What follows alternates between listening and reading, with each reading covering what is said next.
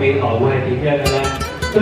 未來中華文化有興趣嘅朋友仔就記住留意 Miss Lui 嘅分享啦。我哋而家有請呂海生女士。簡單介紹下自己先啦。咁我自己就係19歲咧就創業㗎啦。咁至今做咗幾多年就唔講啦，我費事暴露年紀。係啦。咁我啱啱都係成為咗即係北京嘅政府咧就委任咗我做呢個故宮文創香港空間嘅主理人啦。咁所以我嘅身份上面咧，除咗係幼兒教育公司之外咧，都係希望可以推廣到呢一個中華文化啦。咁同埋帶到咧，即係香港同埋內地兩邊可以緊扣聯繫。青年人方面，令到佢哋知道我哋國家上面其實係有一個責任同埋職責，同埋我哋究竟呢個香港上面我哋自己嗰個文化嗰個傳承係點樣。咁所以呢一 part 咧都係好重要嘅一環嚟嘅。咁所以就啱啱喺5月頭嘅時候正式簽咗呢一份委任嘅證書合約。咁就嚟緊咧都希望可以咧協助到咧好多學校上面啦。咁起碼帶到俾佢哋多啲一啲免費嘅一啲可能一啲工作坊啊，或者更多嘅一啲活動咧咁俾大家嘅。咁呢個就係簡單少少嘅介紹。咁我首先講一講啦，就係乜嘢係中華文化啦。因為好多人咧聽到中華文化4隻字，可能就係意想到係啲乜嘢咧？唔知大家有冇諗到中華文化4個字？係咪覺得會唔會就係一啲好傳統啊？有好多樣嘢就係中國上面嘅歷史可能。淨係諗到呢一步嘅啫，但喺我嘅立場嘅中華文化咧，其實係一個好博大精深嘅，因為裡面其實牽涉嘅層面係比較廣。咁例如就係講緊嗰個我哋嘅歷史演變之外咧，其實喺中華文化係以夏商周3代裡面啦，咁有埋5禮啦，咁同埋有好多其中之一，其實我就更加深刻體會到咧，就係一個孔子上面咧，其實帶俾我哋嗰啲思考同埋人生嘅哲學上面咧，其實係好深奧嘅呢一樣嘢。咁點解我會咁樣講咧？因為我最近其實咧做生意上面咧，或者係喺學校都會有唔同機構嘅合作上面，唔知大家有冇認唔認同？就係都總係會有啲摩擦㗎嘛，總係會遇到有一啲事咧係自己唔中意。咁但係一個人嘅素質，一個人個修為，其實我自己覺得呢一 part 係最重要嘅。即係正如就係可以講下一頁落埋去先。正如咧，孔子都有云，就係修身齊家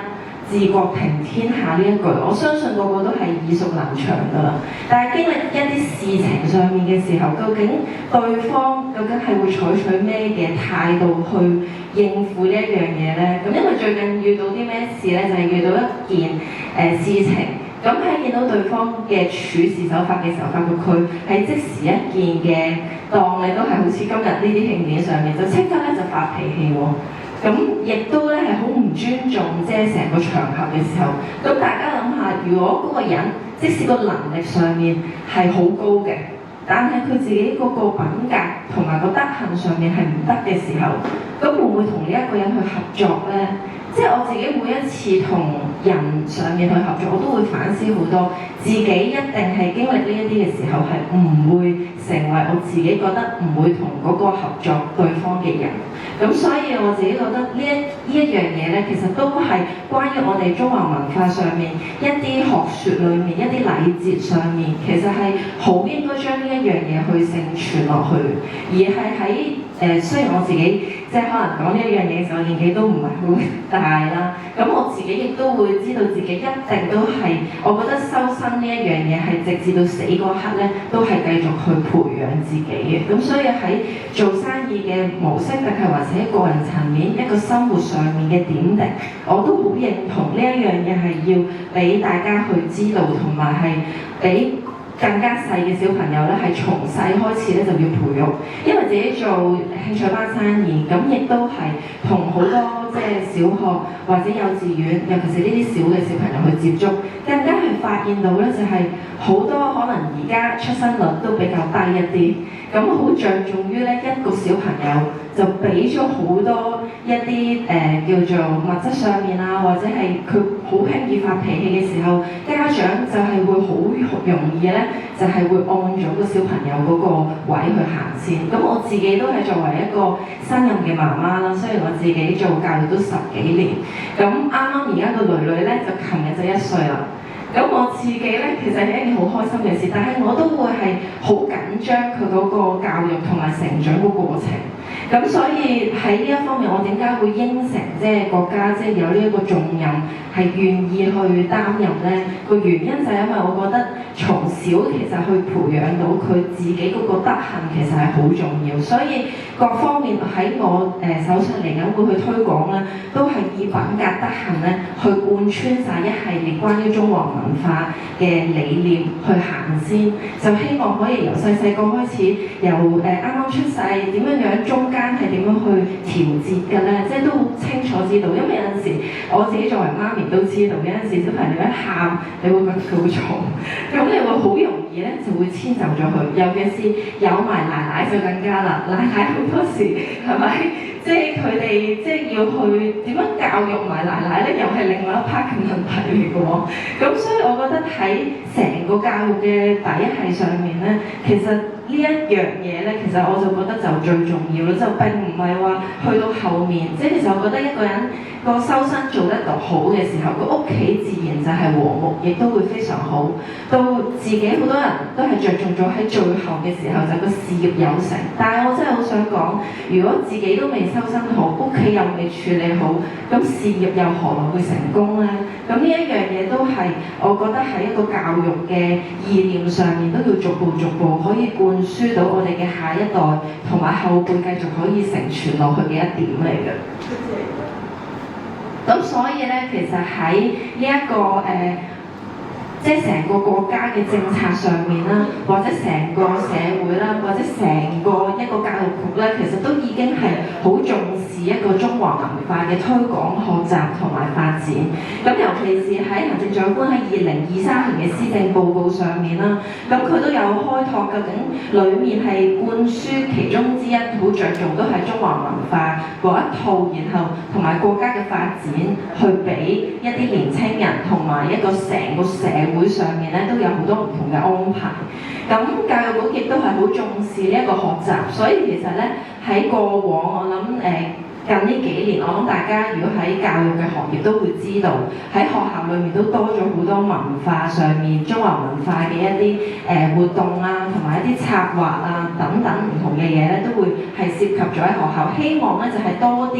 一啲文化嘅學習，俾學生裏面咧可以更加認識我哋國民啦，同埋亦都係表示到自己對我哋中華文化呢一個咁好咁承傳嘅嘢嘅身份嘅認同，亦都係可以持續咧學習咧，亦都俾好多資源咧，希望可以令到佢哋可以去埋內地嘅交流啊，咁啊可以令到秉承到即係內地同埋香港兩邊其實之間佢個文化嘅差異上面都可以令到我哋大家去知道嘅。咁而賽馬會嗰方面亦都係啦，因為我哋成為故宮文創即係香港公關主理人嗰邊咧，其實背後都會有賽馬會嘅過億嘅 sponsor 嘅。咁所以咧喺唔同嘅方針裏面，我覺得可以透過我哋呢一個嘅賽馬會嘅 sponsor， 亦都可以攞到好多資源同埋一啲資金咧，係俾到學校咧搞更多嘅活動，去可以提攜唔同嘅年青人同埋一啲專才。講一講，其實我哋中華文化主要嘅元素其實係包括啲乜嘢？咁喺我哋嘅認為咧，就係會有包含咗三大個範疇、三大嘅方面嘅。咁分別就係有語言啦、飲食文化啦，同埋一個傳統嘅藝術。咁其實都係好大嘅範疇嚟嘅。咁語言方面咧，其實就係好吸引我哋，就係其實我哋繁體字咧，每一個字詞裡面其實都包含咗一個好有意思。其實我成日都學中文同學英文咧，英文咧其實係真係容易好多，因為中文你一個字裡面原來包含咗好多嗰個意思喺裡面，但係原來組合咗一個字詞咧，又有一個唔同嘅意思意義嘅喎。咁所以漢字嘅魅力咧，其實都係可以由呢個中華文化去包裝成，令到啲學生可以感覺到有興趣咧，佢哋自然覺得好玩咧，學嘢嘅能力亦都係會更加高嘅。咁亦都係會關於一啲書法上面都係啦，有好多唔同，譬如我哋行書啊、隸書啊咁等等唔同嘅一啲文化同埋一啲繪，應該係講寫上面嘅筆觸咧。咁其實佢哋都可以鍛鍊到佢哋修身養性，就係頭先所講嘅一個修身上面嘅一個個位置，咁喺品格上面其實都可以操練到佢哋嘅耐性啊咁等等嘅。咁喺飲食文化上面咧，因為美食都係一個代表性嘅，我哋中國嘅傳統好多時就係個個都知道係飲茶。咁我最近同即係北京嗰邊有一個交流上面咧，咁佢哋原來咧講緊 afternoon tea 咧，係咪大家都覺得係一個外國嘅行先嘅？原來佢話原來都其實係我哋中國人咧係行 afternoon tea 先嘅喎。其實呢樣嘢我都係一個新嘅體會，咦，原來 afternoon tea 都係中國先嘅咩？咁如果中國嘅 afternoon tea 又係點樣嘅咧？即係我一路都會覺得一路學習，一路會知道我哋。即係中華文化上面嗰嚿嘢個板塊啊，原來涉及嘅嘢咧，原來咁有趣喎，有好多樣嘢我都未學習到，咁我能唔能夠自己亦都可以身歷其境去學習咗一套，然後再可以更加去教育落去咧？咁所以我哋嘅飲食文化對國際性嘅影響其實都係好深遠，咁亦都係對於海外嘅普及同埋改良啦。譬如會唔會我哋可以做到一啲中式上面頭先所講啦 ，afternoon tea 再加一啲快餐或者點樣可以秉承係擺埋落去我哋故宮上面，咁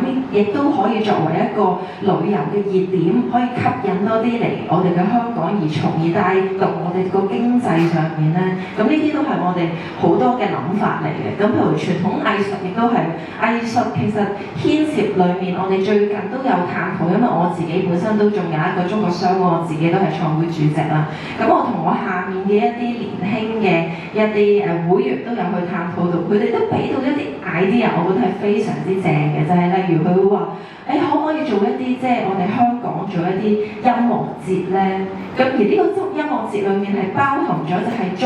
中國同埋一啲西方有一個交流，我覺得其實呢樣嘢幾好，因為我哋西方大家都知有鋼琴啦，有可能一啲吉他啊等等，咁我哋中國其實有咩？有二胡啦，有古箏啦。咁如果喺一個音樂節係喺香港裏面搞到一個大型，而大家都可以 cross over 到，咁其實係帶動到我哋成個經濟又好啊，還是我哋成個傳統上面，其實呢一樣嘢我自己覺得都係幾好嘅。咁但係當然呢件事係點樣進行啊，或者所有嘅構思咧，咁我哋都可以即係邀請，如果大家都有意嘅話咧，其實可以集思廣益嘅。咁亦都會有一啲舞蹈啊，同埋一啲戲劇啊，譬如一啲京劇啊，即係變臉啊呢啲。都係我哋中國好流行嘅一啲民間嘅藝術嚟㗎，咁有啲創作性嘅畫作啊，譬如水墨畫呢啲，咁更加係我哋中國好著名，咁亦都係我自己都好欣賞，因為自己都係一個半邊都係 art 嘅人啦，咁我自己都係好中意畫畫，咁當然我無論係中國嘅畫同埋西方嘅畫咧，我都係好中意嘅。咁所以喺呢一方面嘅創作嘅時候，會唔會帶動到多啲年輕嘅藝術家可以一同去做更多嘅事咧？咁其實我都係好渴望未來即係喺呢一個嘅身份上面咧，可以帶到更多嘅活動、更多嘅盛事、更多學校、更多即係廣泛香港人嘅參與咧。咁呢個係我好極切嘅期待。有好多唔同嘅題材，佢哋係有做過㗎啦。咁一般可能喺學校會有做中華文化週啊、文化日等等啦，咁亦都會去包含咗即係以上我呢一個表裏面嗰啲嘅專題嘅可能一啲中華文化嘅講座啊，一啲關於手工藝嘅活動啊、表演啊、考察團啊或者交流團等等。咁我覺得呢啲全部都係好好嘅。咁但係可唔可以再更加升華，令到佢做得再大型啲，就唔係局限喺一間學校或者幾間學校一齊做咧？咁呢個都係我好想可以做到嘅。咁而推廣上面其實而家其實已經係進步咗好多。咁最近咧我都會先歷其境咧，就係知唔知道第一部嘅機械人其實嚟咗香港㗎？有冇見過 Facebook 媒體上面有宣傳到帶動到咧？咁我見到佢帶動咗落去尖沙咀，跟住同人哋握手啦。咁去咗一個明星嘅婚宴上面，佢又係可以幫手即係招呼到啲客人同佢哋互動啦。其實呢一啲咧都係我哋慢慢喺社會上面嘅科技嘅發展嘅先進。咁所以我哋亦都會係由於呢一步嘅時候咧，會唔會能夠可以結合埋我哋中華文化一齊去做咧？咁例如就係一啲實景啊 VR 上面，其實係咪可以結合埋一啲可能 art 嘅上面可以譬如例如，即係喺 M+ 上面搞一場大型啲，而亦都有埋機械人，有埋成個體驗，大家係用一啲 VR 或者 AR 嘅狀況去睇我哋嘅展覽館，咁係咪會有一啲不一樣嘅睇法，同埋成件事就會新鮮感多啲，就總好過我哋就做傳統嘅文化祭就咁睇一個作品，咁當然都會好，咁但係我覺得可以用埋我哋時代與翻一個傳統上面嘅結合咧，咁其實呢件事又會更加好一啲。咁國際上面嘅交流又係啦，一啲文化上面嘅交流，一啲展覽上面嘅交流。其實咧香港咧，我都認識好多啦，譬如一啲雕塑家、一啲畫家，其實佢哋係喺外國上面已經有一定嘅外國嘅經驗嘅知識，而結合咗佢自己本身係一個東方人，咁佢哋去做一件事情上面嘅時候咧，我覺得佢哋係而家係未有好大嘅資源 support 去俾到佢哋去呈現一啲有美感，亦都係令到佢哋可以俾到佢哋多啲機會嘅地方。咁所以其實我覺得係可以做到多啲一啲展覽啊，一啲交流上面咧係可以提攜到一啲新興嘅一班年輕人咧，可以做到更多嘅事，同埋我哋欣賞到更多嘅美學咧。我覺得呢件事亦都係非常之好嘅。咁同埋一個可持續性嗰個創新同埋呢件事咧，就係講緊究竟呢件事我哋發起咗之後，係咪淨係得一次咧？其實我覺得呢件都好重要嘅，因為我自己從事教育，我就更加知道啦。好多時喺商界，我明嘅係要賺錢，咁賺錢嘅原意就係咪賺完呢一嚿錢之後就算咧？能唔能夠可以繼續秉承咗呢一個中華文化，繼續延伸落去呢？咁呢一個我都覺得係一個關鍵嚟嘅，因為我眼看好多即係中華文化係為做而做件事，做完一次性嘅工作坊活動，跟住就冇啦。咁如果係咁樣嘅時候，能唔能夠可以帶動到俾個學生知道個持續性其實係點？嗰個學習嗰個中華文化究竟係點到即止，定係還是係可以繼續深化入去裏面？其實呢一樣嘢我都覺得係好關鍵。咁所以創意嘅產業我都嚟緊係會再去尋找更多可以擺埋落去呢個中華文化嘅板塊裏面，令到我哋成件事個鋪排咧就真係可以廣闊好多之餘，就係唔係一次性咯。咁最近其實我有冇做到，即係雖然啱啱5月頭啦，咁我有冇做到一啲關於中華文化嘅活動係大型啲咧？我係有嘅，咁可以都喺呢度同大家分享一下啦。時裝設計比賽，咁係用中華文化嘅題材，咁呢一個係創新，而亦都係有好多人同我講係唔敢做嘅一件事，而我係做咗嘅。咁因為呢件事係個成本上面係高啦。咁二嚟就係要做一件大型嘅盛事，因為我哋成個比賽嘅構思同埋個實施嘅意念就係希望幫助到即係無論係學術即係學界上面嘅學生，可以繼續去俾佢哋機會喺呢一個時裝設計上面。咁之外咧，其實我哋係好想幫助埋一啲慈善機構上面一啲山區或者係一啲比較低收入嘅平民嘅家庭都有共同呢一個嘅機會，就唔係淨係有錢人做到嘅事嚟嘅。雖然個成本係高，咁所以我舉辦呢個活動嘅時候，我就會做咗主辦方啦，咁亦都揾咗慈善機構啦，揾咗好多商界，因為我自己本身都係一個商界一個地區界嘅人，咁我就揾晒唔同嘅地區一啲商界，咁甚至乎我自己呢個故宮文創香港空間主理人嘅 logo 又會落埋，咁同埋邀請埋一啲譬如會 support 我哋去 sponsor 我哋，就係之後嗰件事點樣可以做成。咁因為我由一開始嘅時候咧，就係先設計嗰幅圖，然後就邀請咗咧各大真係非常有實力嘅評審，我哋係包晒機票、包晒酒店住宿咁樣落嚟我哋香港做一個評審，我覺得先至係真真正正係做到嗰件事咯。咁所以變相係譬如香港最著名嘅鄧達智先生啦，咁佢啱啱我哋其實係喺13號嗰日咧已經做咗個評審㗎啦。咁個評審裏面已經係好圓滿咁樣得出咗冠亞季軍啦，同埋2個優秀嘅作品係唔同嘅級別。而我做嘅級別咧，我係唔想淨係集中係喺一個界別，所以我今次咧散晒落去俾學校嘅時候係有幼稚園組啦，有小學組啦，有中學組啦，有大學組啦，公開組啦。啦，甚至乎商界組我都有做到。咁希望個層面就係大家都可以共同參與呢一件事。咁所以當然細啲嘅小朋友就係會簡單啲，俾佢哋係畫下花紋啊咁等等。咁但係如果大啲係一啲職業上面嘅時候，佢哋就係可以真係 design 到一個屬於佢哋自己想做嘅作品出嚟。咁評審都好開心見到個過程，見到好多嘅小朋友參與，亦都有好多一啲業界嘅參與，而得出咗個評審之後咧，咁我哋嚟緊7月咧，而家安排緊咧係會做埋一個fashion catwalk show 出嚟。即係咩意思？即係冠亞季軍佢哋嘅衫咧係可以做成一個成品一個實體，而俾翻創作者即係一啲小朋友着埋喺自己身，然後行一場嘅 catwalk show。咁呢件事係咪好大挑戰咧？即係好多人都由我依個概念開始，即係其實已經係有好多係真係好多挑戰要去解決。咁但係作為即係我係不嬲都唔怕一個挑戰同埋